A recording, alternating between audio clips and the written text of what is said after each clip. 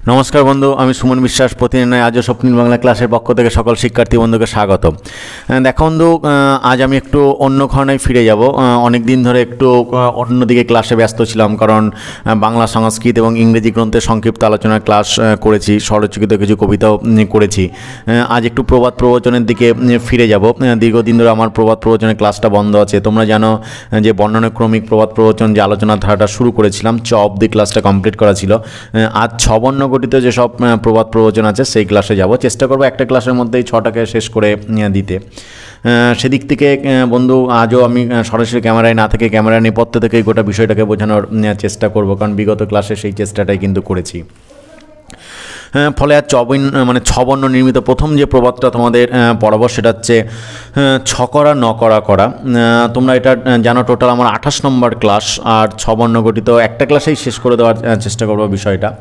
যে এই ছকরা নকরা করা মানে কি বলতো? এই যে ছকরা বা নকরা মানে করি অতি কিন্তু সামান্য, মানে কেউ সাধারণত গ্রাহ্য করে না, মানে সাধারণত সাতিশয় তাচ্ছিল্য প্রদর্শন স্থলে এই কথাটা কিন্তু ব্যবহৃত হয়। তারপরে হচ্ছে ছল করে জল আনা। এই যে ছল করে জল আনা মানে কি, যে ব্রজধামে আমরা জানি যে গোপীগণ যেমন কৃষ্ণ দর্শনের জন্যই কিন্তু যমুনায় জল আনতে যেত, সেইরূপ এক কার্য সাধনের জন্য যদি অন্য কার্যের অভিনয় করা হয় তখন তাকে বলা হচ্ছে কিন্তু ছল করে জল আনা। সাধারণত মানুষ ভালোবাসার ক্ষেত্রে এই ঘটনাগুলো হচ্ছে ঘটিয়ে থাকে। তারপর হচ্ছে ছাঁচের জলে খাবি খায় আর সমুদ্র পার হতে যায়। বিষয়টা কেমন বলতো? অর্থাৎ যে সামান্য কার্যে অশক্ত, তার যদি বৃহৎ কার্য সম্পাদন করতে যায় তখন তার সম্পর্কে এই প্রবাদটা ব্যবহৃত হয়।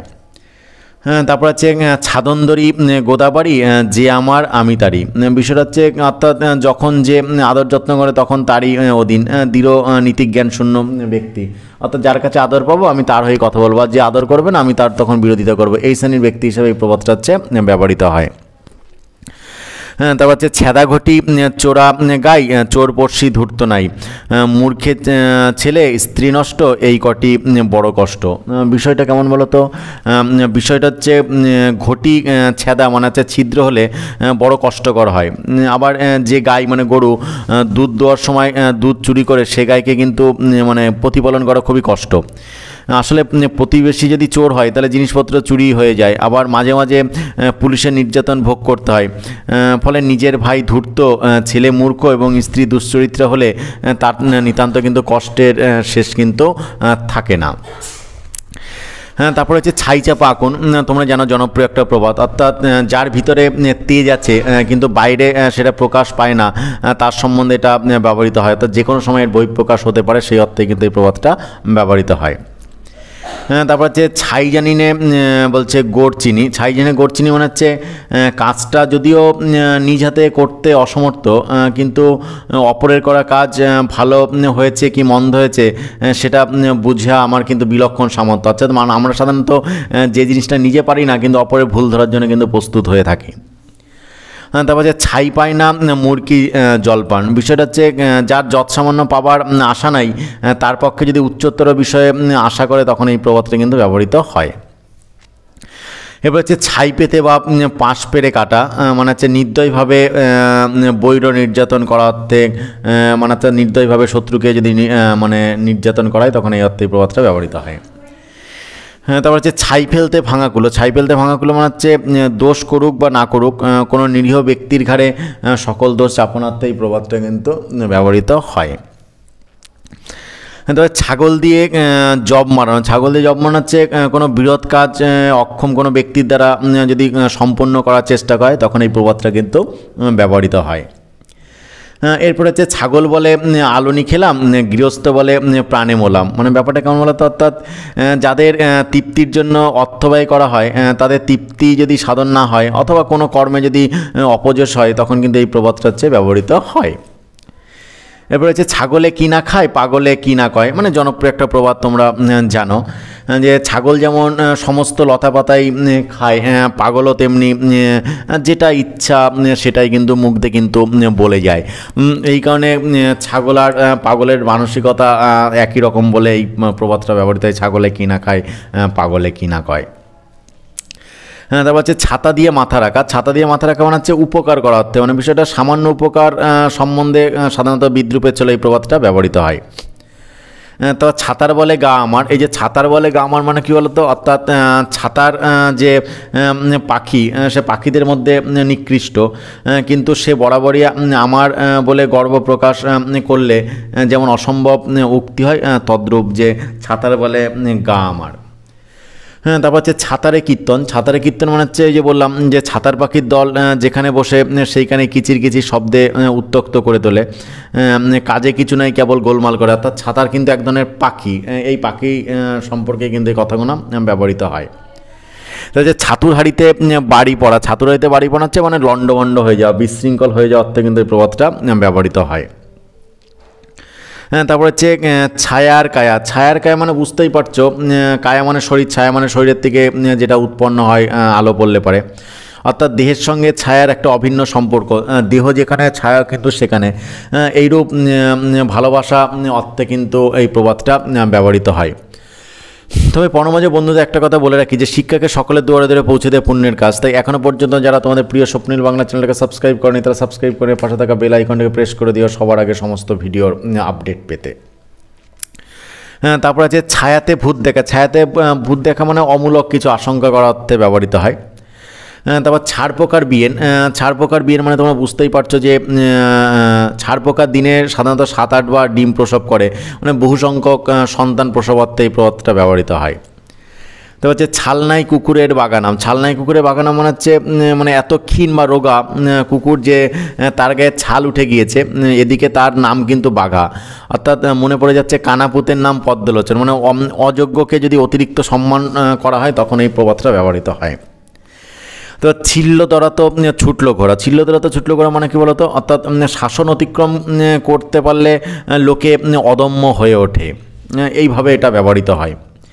তা ছিঁড়ে ছিঁড়ে কাটুনি, পুড়ে পুড়ে রাঁধুনি। ব্যাপারটা কেমন বলতো, অর্থাৎ অভ্যাসে অভিজ্ঞ, অর্থাৎ মানুষ করতে করতে সেই বিষয়টা সম্পর্কে কিন্তু অভিজ্ঞ হয়ে যায়। মানে ইংরেজিতে এই প্রবাদটা এইভাবে ব্যবহৃত হয় যে প্র্যাকটিস মেক্স পারফেক্ট। তারপর হচ্ছে ছিকলি বা শিকলি কাটাটিয়ে, মানে ব্যাপারটা কেমন বলতো, অর্থাৎ যে একবার শাসন বন্ধন অতিক্রম করেছে তাকে আবার কিন্তু অধীনে আনা কিন্তু সুকঠিন, মানে হচ্ছে শিকল কেটে যে টিয়ে পাখি বেরিয়ে গেছে তাকে কিন্তু ধরে রাখা আবার কষ্টসাধ্য। তা ছিলোটা কি হলো শুল বা তুল, মানে কাটতে কাটতে নির্মূল। বিষয়টা কেমন বলো তো, অর্থাৎ বড় জিনিস কাটতে কাটতে ক্রমশ ছোট হয়ে যায়, সেই অর্থে এই প্রবাদটা ব্যবহৃত হয়। তারপর হচ্ছে ছিল না কথা দিলে গাল, আজ না হয় হবে কাল। মানে ব্যাপারটা হচ্ছে আগে কথা বলতো না, এখন তবু গাল দিয়েছে, অর্থাৎ তাহলে হচ্ছে কথা কিন্তু বলেছে, গাল দিক আর যে যাই করুক না কেন আরও কিছুদিন পরে মনস্কামনা পূর্ণ হয়তো হতে পারে, অর্থাৎ যেটা একবারে অপ্রাপ্য ছিল তার কতকটা হস্তগত হয়েছে, বাকিটা আস্তে আস্তে হবে। গৃহস্থ কুলবধূকে বিপথে আনার জন্য লম্পটের চেষ্টা ও আশ্বাস অর্থে সাধারণত এই প্রবাদটা ব্যবহৃত হয়। তো হচ্ছে ছিলাম রোগী হলাম রোজা, মানে হচ্ছে লোকে ঠেকে অভিজ্ঞতা লাভ করে, এই অর্থে কিন্তু যে রোগী ছিলাম এখন সে নিজেই রোজা, মানে ওজা হয়ে গেছে, নিজেই এখন চিকিৎসা করছে, অর্থাৎ ঠেকে ঠেকে অভিজ্ঞ হয়ে যায়। ছুঁচে ঢোকে ফাল হয়ে বেরোয়, খুবই জনপ্রিয় একটা প্রবাদ, আমিও এটা বলে থাকি। অর্থাৎ প্রবেশ করার সময় ছুঁচের মতন সাধারণত সূক্ষ্ম হয়ে অর্থাৎ বন্ধুত্ব দেখে এবং শেষে কিন্তু ফালের মতো অর্থাৎ ভয়ানক অনিষ্ট করার মতন বাইর হয়ে যায়। অর্থাৎ মানুষ যখন মেশে তোমার সঙ্গে খুব মিষ্টিভাবে, আর যখন তোমার শত্রুতা করে তখন ভয়ানকভাবে। তবে ছুঁচো মেরে হাতে গন্ধ, এটাও জনপ্রিয় প্রবাদ, যে কাজে লাভ নেই অথচ মানে দুর্নাম হয় সেইরূপ কার্য সম্বন্ধে এটা ব্যবহৃত হয়। হ্যাঁ, তারপর হচ্ছে ছুঁচোর যদি আতর মাখে তবু কি তার গন্ধ থাকে, মানে ব্যাপারটা হচ্ছে ছুঁচো মানে দুষ্ট লোক সাধু সেজে, মানে ছুঁচোর গায়ে ভীষণ গন্ধ, সে যতই মানে সেন্ট মাখুক না কেন সেই দুর্গন্ধ সাধারণত যায় না। ঠিক তেমন দুষ্ট লোক সাধু সেজে স্বভাব গোপন করার শত চেষ্টা করলেও কিন্তু মন্দ স্বভাব সে কিন্তু প্রকাশ ঘটেই যায়। তা ছুঁচোর গু ঔষধে লাগে, ছুঁচো গিয়ে পর্বতে হাগে, মানে ব্যাপারটা কেমন হতো, অর্থাৎ ছুঁচোর যে বিষটা কোনো কাজের জন্য যদি দরকার হয় সেটা হলে কিন্তু সহজে খুঁজে পাওয়া যায় না। সাধারণত নিজ লোকের নিকট সামান্য উপকার চাইলেও সে গর্বে স্ফীত হয়ে উপকার সাধারণত করতে চায় না। হচ্ছে ছুঁচোর গু পর্বত। ছুঁচোর গু পর্বত মানে হচ্ছে ছোটোকে বড় করে তোলা, অর্থাৎ অতি ক্ষুদ্র ছুঁচোর বিষটাকে পর্বত প্রমাণ প্রচার করার অর্থে এটা ব্যবহৃত হয়। তো ছুচোর গোলাম চামচিকে আর মাইনে 14 শিকে, মানে হচ্ছে অতি ঘৃণ্যের সম্বন্ধে এই প্রবাদটা ব্যবহৃত হয়। তো যে ছেঁড়া কচুর পাত এক মাগ্গে ভাত দেয় না, আবার মাগের স্বাদ। মানে বিষয়টা কেমন বলো তো, যে উপস্থিত কাজ শেষ করার ক্ষমতা নেই, অথচ আবার একটা কাজ করতে গেলে এই প্রবাদটা কিন্তু ব্যবহৃত হয়। তারপর হচ্ছে ছেঁড়া কাতায় শুয়ে থাকে, লাখ টাকার স্বপ্ন দেখে। বিষয়টা কেমন বলো তো, অর্থাৎ দরিদ্রের উচ্চ অভিলাষ সম্পর্কে এই প্রবাদটা কিন্তু ব্যবহৃত হয়। তারপর হচ্ছে ছেঁড়া কাপড় রুখুমাখা, মানে আর দুঃখ বলে যাবকতা। বিষয়টা হচ্ছে সর্বদা ছেঁড়া কাপড় পরে এবং মানে রুক্ষ মাথা করে, অর্থাৎ অপরিষ্কারভাবে থাকলে তাকে কিন্তু দুঃখ আরও বেশি করে জড়িয়ে ধরে। তারপর ছেঁড়া চুলে খোপা বাঁধা, মানে বিউনি গাথা। বিষয়টা কেমন বলতো, অর্থাৎ নিজের চুল নেই, পরে ছেঁড়া চুল নিয়ে খোপা বাঁধলে সে খোপা ভালো হয় না, মানে অধিকন্তু মানে বিরক্তিকর হয়, অর্থাৎ পরের সাথে কাজে জড়িয়ে পড়াতে এটা ব্যবহৃত হয়। এরপর যে ছেঁড়া বস্তায় বা ধুকরির ভিতর খাসা চাল। বিষয়টা কেমন বলতো, অর্থাৎ কুদর্শন হইল তার গুণ থাকতে কিন্তু পারে, এই অর্থে এটা ব্যবহৃত হয়। হচ্ছে ছেদকথা মাথার জটা, খুলতে গেলেই বিষম ল্যাটা। মানে ব্যাপারটা কেমন বলতো, অর্থাৎ মাথার জল যেমন সহজে খোলা যায় না, মাথার যে জটটা লেগে যায় সেটা সহজে খোলা যায় না, ঠিক তেমন অসরল বাক্য তেমনই সহজে কিন্তু বোধগম্য হয় না। তারপর যে ছেড়ে দিয়ে তেড়ে ধরা। ছেড়ে দিয়ে তেড়ে ধরা মানে হচ্ছে সুযোগ হারিয়ে কার্যসিদ্ধি করার জন্য আবার চেষ্টা করাতে এই প্রবাদটা ব্যবহৃত হয়। তবে পর্ণমাঝে বন্ধুদের একটা কথা বলে রাখি, যে শিক্ষাকে সকলের দুয়ারে দুয়ারে পৌঁছে দেয় পুণ্যের কাজ। তাই এখনও পর্যন্ত যারা তোমাদের প্রিয় স্বপ্নিল বাংলা চ্যানেলটাকে সাবস্ক্রাইব করনি, তারা সাবস্ক্রাইব করে পাশে থাকা বেল আইকনটাকে প্রেস করে দিও সবার আগে সমস্ত ভিডিওর আপডেট পেতে। এরপর হচ্ছে ছেড়ে দেমা কেঁদে বাজি, খুব জনপ্রিয় একটা প্রবাদ, যে আমি আর উপকার চাই না, তোমার হাত থেকে আমি এখন মুক্তি চাই, মুক্তি পেলেই কিন্তু আমি ধন্য হই, এই অর্থে এই প্রবাদটা ব্যবহৃত হয়। ছেলে আমার তোতা পাখি। ছেলে আমার তোতা পাখি মানে হচ্ছে যে অপ্রয়োজনীয় অধিক কথা বলে, অর্থাৎ তৎসম্বন্ধে এই প্রবাদটি ব্যবহৃত হয়। যে তোতা পাখি মানে যে অর্থ না বুঝে পাঠ বা অপরের কথিত বাক্য কণ্ঠস্থ করে বা এবং আউড়িয়ে দেয়, সেই অর্থে এই প্রবাদটা ব্যবহৃত হয়। ছেলে নষ্ট হাটে আর বউ নষ্ট ঘাটে। বিষয়টা কেমন বলো তো, অর্থাৎ ছেলে হাটে বা বাজারে গিয়ে গিয়ে নানারূপ জিনিস দেখে শুনে সে দুষ্ট স্বভাবের হয়, আর বউ ঘাটে সাধারণত কাজের জন্যে গিয়ে নানারূপ লোকের সঙ্গে কথা বলে অনেক রকম দুষ্টুমি কিন্তু শিখে আসে। তো ছেলে মারে কাপড় ছেড়ে আপনার ক্ষতি আপনি করে। বিষয়টা হচ্ছে নিজের পায়ে নিজের কুড়োল মারা অর্থে কিন্তু এই প্রবাদটা ব্যবহৃত হয়।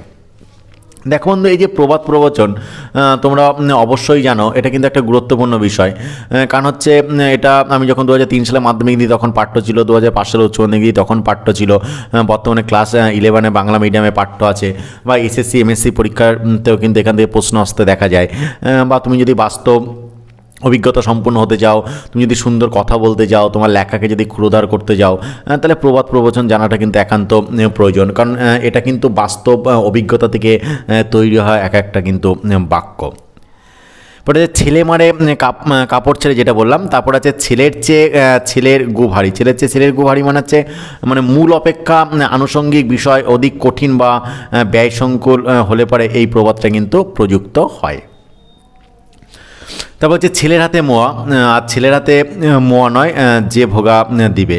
মানে ব্যাপারটা কেমন বলতো, অর্থাৎ প্রাপ্তবয়স্ক বুদ্ধিমান লোক যারা আছে, সেই প্রাপ্তবয়স্ক বুদ্ধিমান লোককে যে প্রবঞ্চনা করার চেষ্টা করে তৎসম্বন্ধে এটা ব্যবহৃত হয়। যে ছেলের হাতে মোয়া নয় যে ভোগা দিবে, যে যা কিছু একটা মানে অভিজ্ঞ ব্যক্তিকে তুমি ঠকিয়ে দেবে, এটা সাধারণত কিন্তু হবে না। তারপর হচ্ছে ছোটো মুখে বড় কথা। খুবই আমরা এই কথাটা ব্যবহার করি। এই যে ছোটো মুখে বড় কথা, বিষয়টা কেমন, অর্থাৎ লোকের মর্যাদা রেখে কথা না বলা। অর্থাৎ তুমি যে ওয়েটের, যে গুরুত্বের মানুষ, তার থেকে যদি অধিক গুরুত্বের কথা বলে থাকো, তখন এই প্রবাদটা ব্যবহৃত হয়। তারপর হচ্ছে ছোটো সরাটি ভেঙে গেছে, বড় সরাটি আছে। নাচো কোদো কেন বউ, আমার হাতের আন্দাজ আছে। মানে বিষয়টা কেমন বলো তো, একটা বিষয়টা বলি যে একটু মানে বিষয়টা খুলেই বলি, যে বউ কাটকি শাশুড়ি সম্বন্ধে ব্যবহৃত। বিষয়টা কেমন বলতো, অর্থাৎ শাশুড়ি একটি ছোট সরাই রোজ রোজ বউকে ভাত দেয়, সেটি ভেঙে ফেলে বউ মনে করলো আজ থেকে বড় সড়া বেশি সে ভাত খেতে পারবে। তাতে শাশুড়ি বলল, তোমার বৃথা আনন্দ, কারণ আমার হাতের আন্দাজ আছে যে পরিমাণে ভাত মানে এতদিন পেয়ে আসছো তার বেশিও কিন্তু একটু ভাত কিন্তু পাবে না। সুতরাং তুমি যদি ভাবতে চাও এটাই হবে সেটা নয়, তার পিছনে কিন্তু অন্য জিনিসও কিন্তু থাকতে পারে। অর্থাৎ দুষ্টু লোক যারা, তাদের এরকম কুবুদ্ধি কিন্তু থেকেই থাকে, তার থেকে রেহাই পাওয়া কিন্তু কষ্টেরই হয়ে থাকে। আশা করছি বন্ধু এই যে প্রবাদ প্রবচনের বর্ণনাক্রমিক যে ক্লাসটা, 6 বর্ণ নির্মিত যে ক্লাসটা ছিল, একটা ক্লাসেই আমি টোটাল জনপ্রিয় বাজার চলতি যে প্রবাদগুলো আছে সেটা শেষ করে দিলাম। টোটাল প্রবাদ প্রবচন কিন্তু 28 নম্বর ক্লাস। আশা করছি বন্ধু আজও কিন্তু তোমাদের একটা তথ্য সমৃদ্ধ ক্লাস উপহার দিতে পেরেছি। তারপরেও কোথাও যদি কোনো সমস্যা হয়ে থাকে অবশ্যই বন্ধু কমেন্ট বক্সে আমাকে কমেন্ট করে জানাবে।